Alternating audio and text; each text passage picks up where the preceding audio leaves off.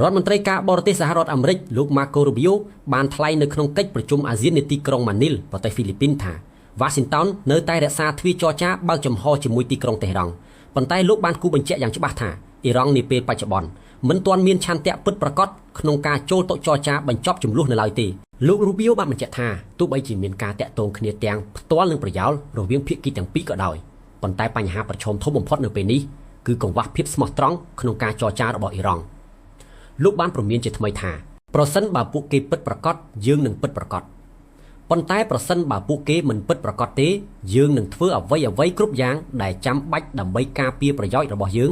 និងប្រយោជន៍របស់សម្ព័ន្ធមិត្តយើងលោកបានសង្កត់ធ្ងន់ជាពិសេសថាសហរដ្ឋអាមេរិកនិងសហគមន៍អន្តរជាតិនឹងមិនបណ្ដោយឲ្យអ៊ីរ៉ង់គ្រប់គ្រងឬសេពយកថ្លៃធ្វើដំណើរតាមច្រកសមុទ្រ Hormuz ដែលជាផ្លូវនាវាចរពាណិជ្ជកម្មដ៏សំខាន់របស់ពិភពលោកឡើយព្រោះទង្វើនេះនឹងបង្កើតជាគំរូដ៏គ្រោះថ្នាក់បំផុតដល់សេរីភាពនៃការធ្វើនាវាចរសកលស្ថានភាពតានតឹងក្នុងតំបន់មជ្ឈមបូព៌ាបានផ្ទុះឡើងកាន់តែខ្លាំងចាប់តាំងពីសហរដ្ឋអាមេរិកនិងអ៊ីស្រាអែលបានបើកប្រតិបត្តិការយោធារួមគ្នាយ៉ាងក្តៅគគុកប្រឆាំងនឹងអ៊ីរ៉ង់កាលពីខែកុម្ភៈជាការសងសឹកអ៊ីរ៉ង់បានវាយប្រហារលើបណ្ដាប្រទេសក្នុងតំបន់ឈូងសមុទ្រដែលបានរក្សាទុកទ្រព្យសកម្មយោធារបស់អាមេរិកសូមជម្រាបថាបញ្ជាការដ្ឋានកណ្ដាលអាមេរិកបានបន្តវាយប្រហារលើគោលដៅយោធាក្នុងប្រទេសអ៊ីរ៉ង់ជាយប់ទី11ជាប់គ្នាដើម្បីកាត់បន្ថយសមត្ថភាពរបស់អ៊ីរ៉ង់ក្នុងការគំរាមកំហែងដល់នាវាពាណិជ្ជកម្មផ្អែកតាមទិន្នន័យផ្លូវការពីក្រសួងការពារជាតិអាមេរិក